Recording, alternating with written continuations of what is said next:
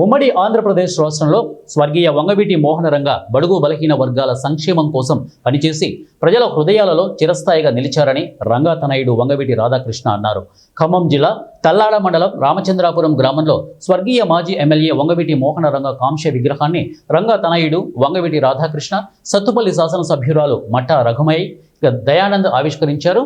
అంతకుముందు కల్లూరు మండలం sugar factory నుంచి రామచంద్రాపురం గ్రామం వరకు అభిమానులు బైకులతో ర్యాలీ నిర్వహించారు. అనంతరం వంగవీటి మోహనరంగ అభిమాని సుధా నరసింహారావు అధ్యక్షతన జరిగిన సభలో మోహనరంగ తనయుడు రాధాకృష్ణ మాట్లాడుతూ తన తండ్రికి మరణం లేదన్నారు. మరణించి 3 దశాబ్దాలు అయినప్పటికీ బడుగు బలహీన వర్గాల ప్రజలు, నిరుపేదల సంక్షేమం కోసం పాటుపడిన వ్యక్తిగా ప్రజల మనస్సుల్లో సుస్థిరంగా ఉన్నారని అన్నారు. రంగా కులనాయకుడు కాదని, బడుగు బలహీన వర్గాల నాయకుడని, భావితరాలు రంగా నాయకత్వాన్ని ఆదర్శంగా తీసుకోవాలని అన్నారు.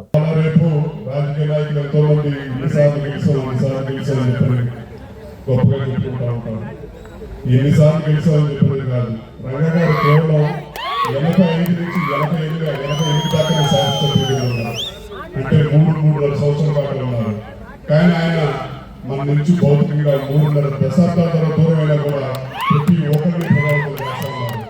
ఆనాటి తరం నుంచి ఈనాటి యువకులు వాళ్ళు ఎంతో మంది కుర్రవాళ్ళు వచ్చారు. వాళ్ళు కలిసి ఎవరు పుట్టడు కూడా పుట్టలేదు. కానీ వాళ్ళ తల్లిదండ్రులు రంగా గారు అంటే ఏంటి, ప్రజల తరఫున ఎలా నుంచున్నారు, ప్రజల కోసం ఎలా పోరాడాలని చెప్పి చాటి చెప్పారు. కాబట్టి ఆనాటి తరం నుంచి ఈనాటి యువకుల దాకా కూడా రంగా గారిని ఎంతో ఆదర్శంగా తీసుకుంటూ ఉన్నారు. ఇవాళ ఆ ఆదర్శాన్ని, అభిమానాన్ని ఈ గ్రామంలో రామచంద్రాపురంలో విగ్రహం ఏర్పాటు చేశారు. ఆ విగ్రహం ఏర్పాటు చేసిన ప్రతి ఒక్కరికి మనస్ఫూర్తిగా ధన్యవాదాలు తెలియజేసుకుంటూ, ముందుగా ముఖ్యంగా నరసింహారావుకి ఈ విగ్రహం ఏర్పాటు చేయాలని చెప్పి ఎంతో పట్టుదలతో ఏర్పాటు చేయాలి. అభిమానం చాటి చెప్పాలి. మాకు ఒక విగ్రహం, మాకు అభిమానమే తెలుసు, ఒక విగ్రహం కడతాం మనకు అంతవరకు తెలుసు. కార్యక్రమానికి ఏం చేయాలో కూడా తెలియదని చెప్పి, అంటే అభిమానం ఎంత గొప్పదో, ఆ అభిమానం ఎంత బలమైందో అని చెప్పి అందరం ఆలోచించాల్సిన అవసరం ఉంది. అలాంటి నాయకుడిని ఆదర్శంగా మనందరం తీసుకుందాం. భావితరానికి స్ఫూర్తిగా నిలిచిన నాయకుడి పేరు ఎల్లప్పుడూ నమస్కారం తెలియజేస్తున్నాను.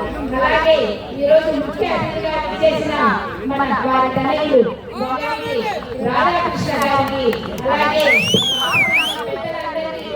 హృదయపూర్వకంగా నేను ధన్యవాదాలు తెలియజేసుకుంటూ, వంగవీటి మోహనరంగ గారు అంటే ఆయన, నేను కూడా చదివింది విజయవాడ సిద్ధార్థ మెడికల్ కాలేజీలో.